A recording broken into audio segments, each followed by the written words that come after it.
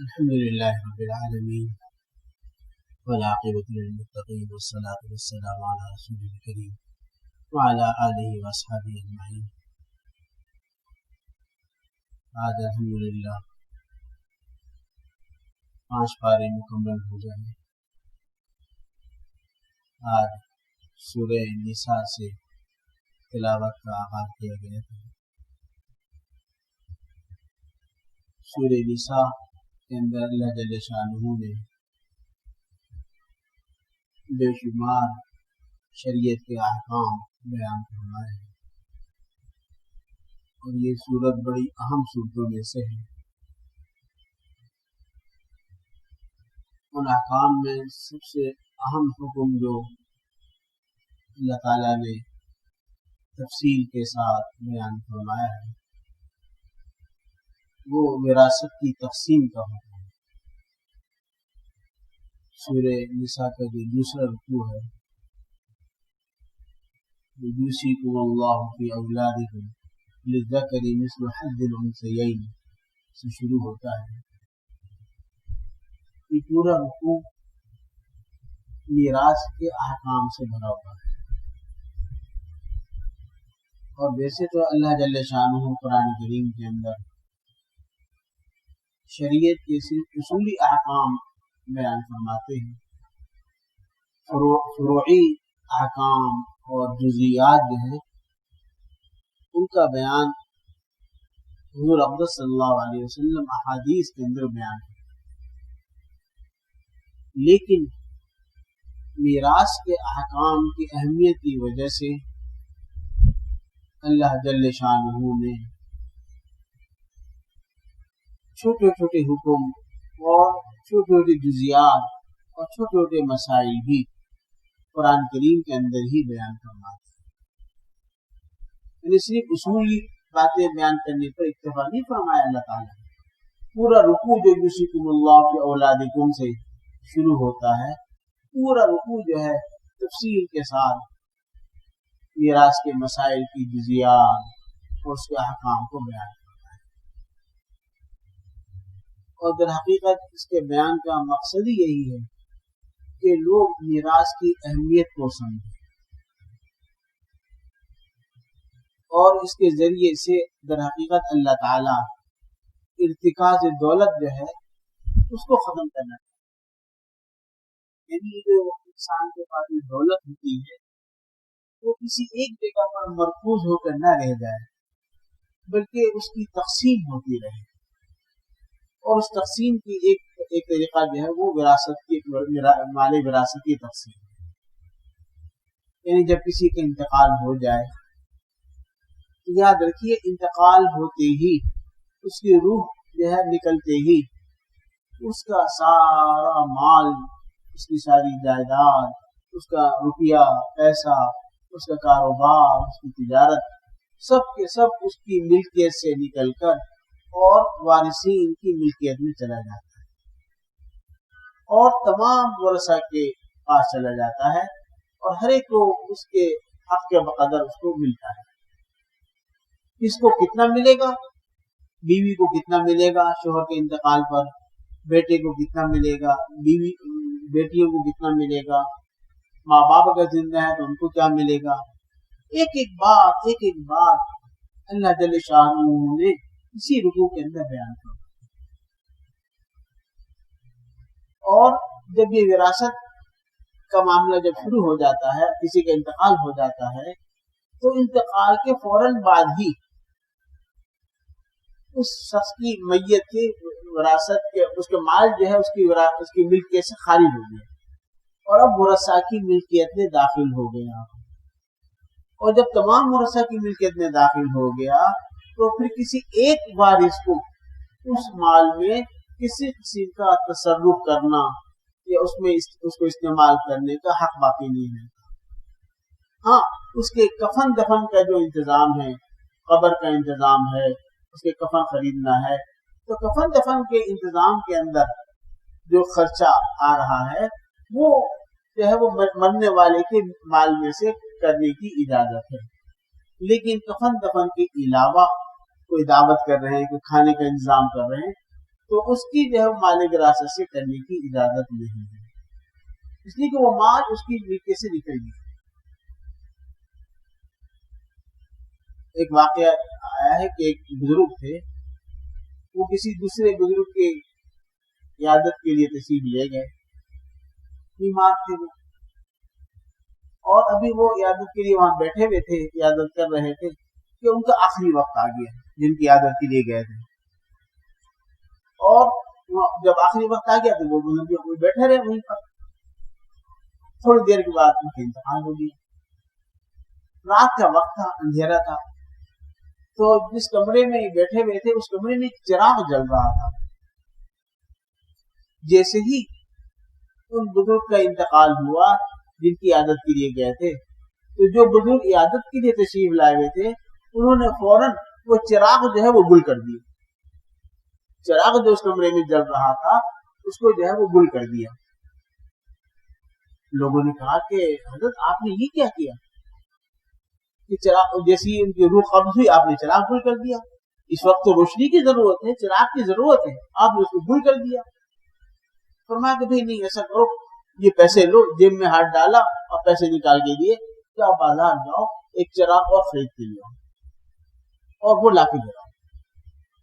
سناتے ایک آدمی گیا اور اسے چراغ خریدا اور وہ لا کر وہ روشن کر دیا۔ لوگوں نے سوال کیا کہ حضرت اس کی بات ہماری سمجھ نہیں آئی کہ آپ نے وہ چراغ گل کر دیا اور اب آپ نے دوسرا چراغ جو منگوا لیا۔ فرمایا کہ ہاں، بات دراصل یہ ہے کہ یہ چراغ جو جل رہا تھا، اس کے اندر جو تیل جل رہا تھا، اس کے اندر جو بتی جل رہی تھی، وہ اس مرنے والی کی ملکیت تھی، اور جیسے روح قبض ہو گئی تو یہ بتی اور یہ تیل اور یہ چراغ یہ اس کی ملکیت سے نکل گیا۔ اب یہ ورثاء کی ملکیت میں داخل ہو گیا جو بھی وارث ہے۔ اب ہمیں اس چراغ کو استعمال کرنے کی اجازت نہیں جب تک کہ تمام ورثاء اجازت نہ دے دیں، اور تمام ورثاء بالغ بھی ہونا ضروری ہے۔ اگر کوئی نابالغ ہے اس کی اجازت بھی معتبر نہیں، بالغ ہونے چاہیے۔ تمام ورثاء بالغ ہیں اور وہ اجازت دے دے کہ ہاں بھئی یہ چیز جو ہے آپ سب استعمال کر لیں، تو پھر گنجائش ہوگی۔ اس لیے میں نے اس چراغ کو گل کر دیا اور اپنی طرف سے پیسے دے کر اور ایک دوسرا چراغ منگوا کر وہ جلوا دیا۔ یہ میرا چراغ ہے، یہ جلا کر استعمال کریں، بننے والے کا نہیں۔ اتنی احتیاط ہمارے بڑوں نے، ہمارے بزرگوں نے کر کے دکھا دی۔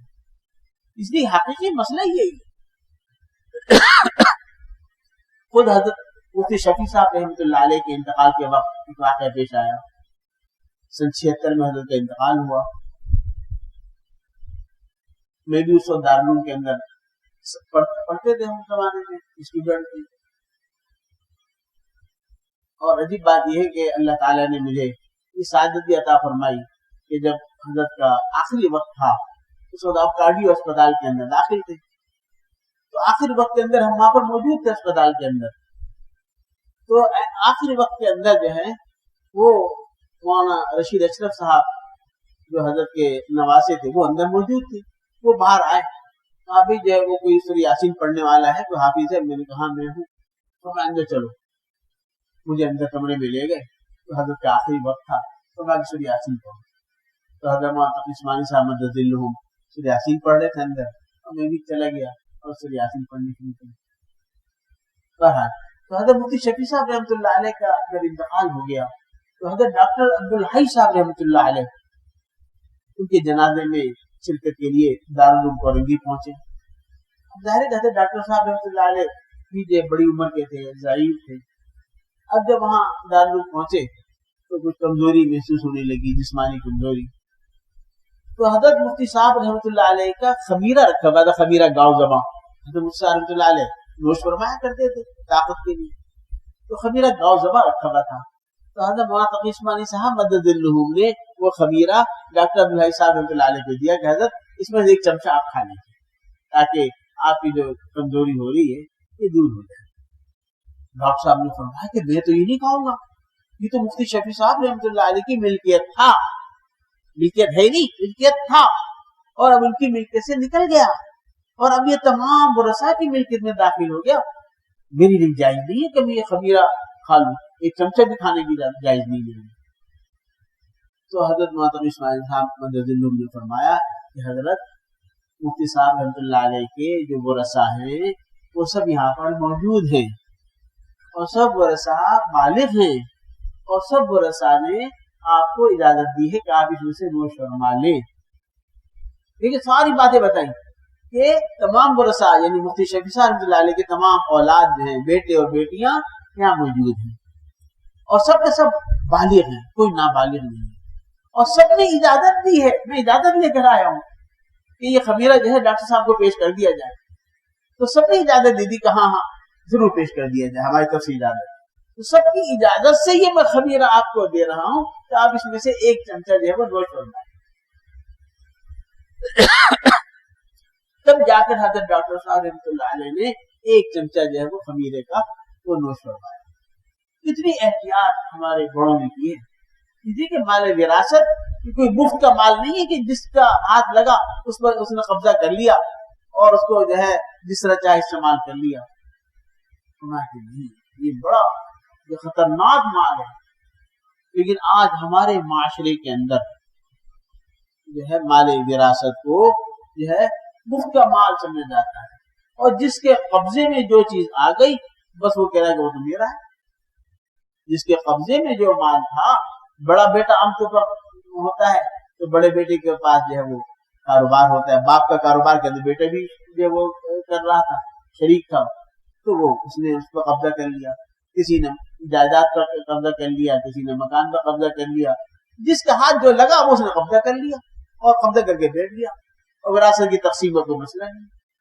اور اگر یہ کہا جائے کہ بھائی صاحب وراثت کی تقسیم کر لو, تو جواب کیا ہوتا ہے آج کل, کبھی تو کفن بھی میلہ نہیں ہوا, کفن میلے ہونے کا تو انتظار کر لو. تو کفن میلہ ہونے نہ ہونے کا پتہ کیسے لگائیں گے؟ قبر جا کے کھودیں گے کہ ہم لوگ؟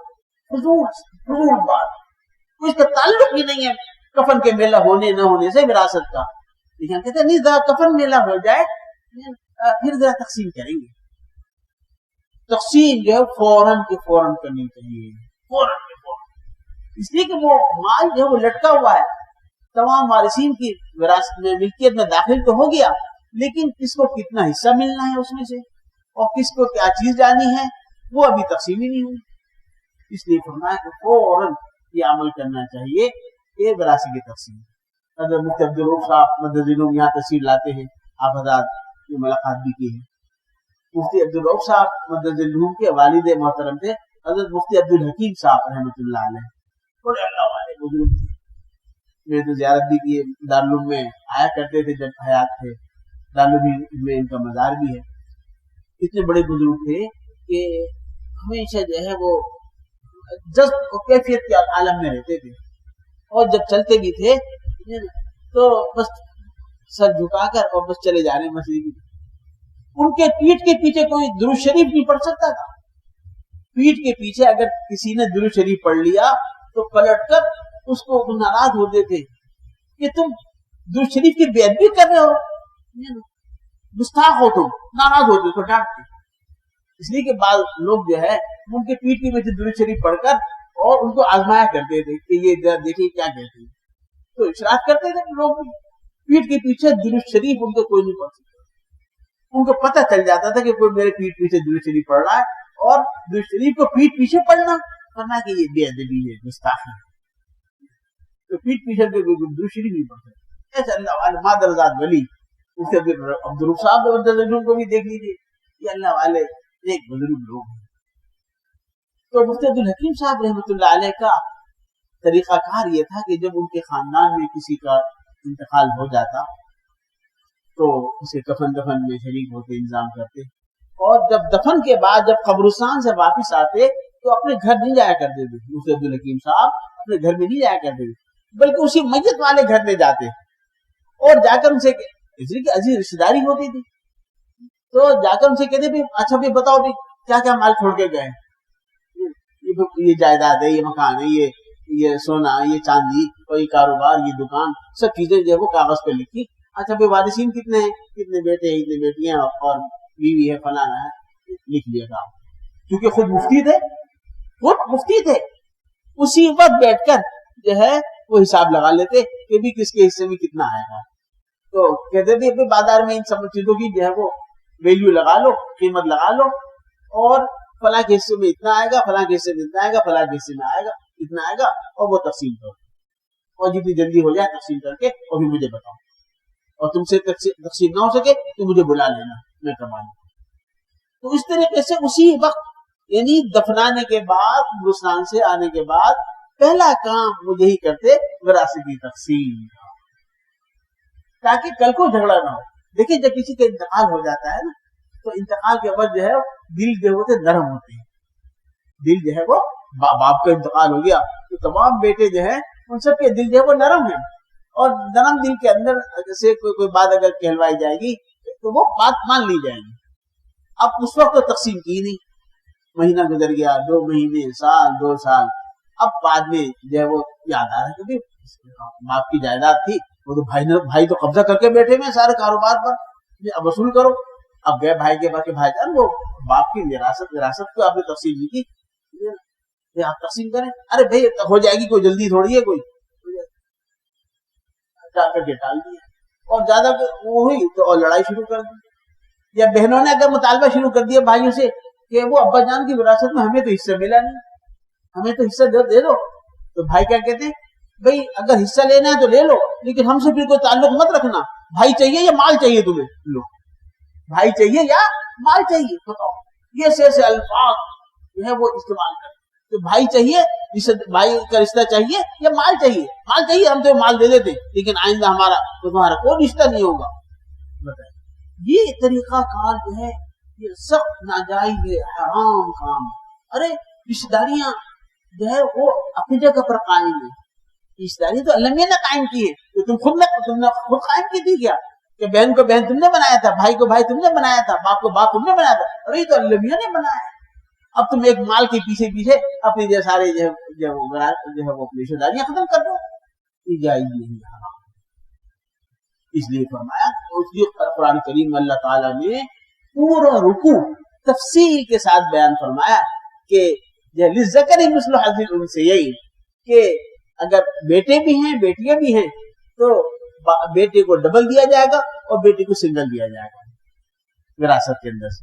زندگی میں اگر کوئی باپ دے رہا ہے, زندگی میں اگر کوئی باپ جو ہے وہ اپنی اولاد کے اندر تقسیم کر رہا ہے جائیداد کو, تو اس میں مسئلہ یہ ہے کہ بہتر یہ کہ برابر برابر. اگر ایک مکان کسی کو دیا ہے جو نا 100 گز کا, تو دوسرے کو بھی 100 گز کا دے. کسی کو جو ہے اگر پیسے دیے 1 لاکھ روپے, دوسرے کو بھی 1 لاکھ روپے دے, چاہے بیٹی ہو چاہے بیٹا ہو. زندگی کے اندر اگر کسی کو کچھ دینا ہے تو افضل یہ ہے, بہتر یہ ہے کہ برابر برابر دیں. کسی خاص وجہ سے اگر تھوڑا سی اونچ نیچ کر لے کہ یہ بیٹا زیادہ فرما بردار ہے, یا یہ بیٹا جو ہے ذرا غریب ہے, اس کو تھوڑا زیادہ دے دوں, دوسرا بیٹے کے پاس اپنا کاروبار بھی ہے, اس کے پاس جائیداد بھی ہے, اس کو کم دے دوں, یہ جائز ہے. لیکن افضل یہی ہے کہ برابر ہے.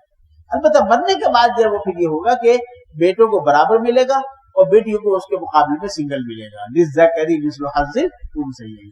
تو پھر آگے اور تفصیل کے ساتھ اللہ تعالیٰ نے فرمایا کہ اگر جو ہے وہ ماں باپ موجود ہے تو ماں باپ کو کتنا ملے گا, اور اگر اولاد نہیں ہے بہن بھائی ہے تو ان کو کتنا ملے گا, اور اگر بیوی ہے تو بیوی کو شوہر کے مرنے پر کتنا ملے گا, اولاد کی موجودگی میں بھی کتنا ملے گا, بیوی کا انتقال ہو جائے تو شوہر کو کتنا ملے گا. ایک ایک بات تفصیل کے ساتھ بیان فرما دی ہے تاکہ ہم لوگ اس پر عمل کریں گے تو انشاءاللہ تعالیٰ بہتر ہوگا. ورنہ بعد میں کیا ہوتا ہے, اگر وقت پہ تقسیم نہیں ہوئی, بعد میں سوائے لڑائی کے اور جھگڑوں کے کچھ بھی حاصل نہیں. آج بھی دارالفتہ کے اندر دارالعلوم میں بھی یہاں پر بھی مسائل آتے, کیونکہ باپ کے انتقال ہوئے 10 سال ہو گئے, اب تک وراثت تقسیم نہیں ہوئی, اب تک وراثت تقسیم ہی نہیں ہوئی. سب کھا رہے پی رہے, جس کا مال, جس کے قبضے میں جو مال تھا وہ اسی پہ ہاتھ صاف کر رہا ہے. تو یہ شریعت کے خلاف ہے. تو اصل طریقہ یہی ہے کہ جس کا جو مال ہے وہ دے دو. مال دوسرے کا مال جو ہے وہ اپنے پاس رکھنا یا اپنے استعمال میں لانا, یہ انتہائی خطرناک بات ہے. اگر کسی کا 1 روپیہ بھی اگر آپ کے پاس ہے تو بہترین اس کو دے دو. 1 روپیہ بھی استعمال کرنے مناسب نہیں ہے. آپ صدقہ کرتے رہے, خیرات کرتے رہے, لیکن دوسرے کا مال جو ہے وہ استعمال کریں, یہ آپ کے لیے جائز. اللہ تعالیٰ مجھے بھی اور آپ سب کو بھی ان باتوں پر عمل کرنے کی توفیق عطا فرمائے. اللهم صل على سيدنا مولانا محمد وبارك وسلم. ربنا ظلمنا انفسنا وان لم تغفر لنا وترحمنا لنكونن من الخاسرين. ربنا هب لنا من ازواجنا وذرياتنا قرة اعین واجعلنا للمتقین اماما.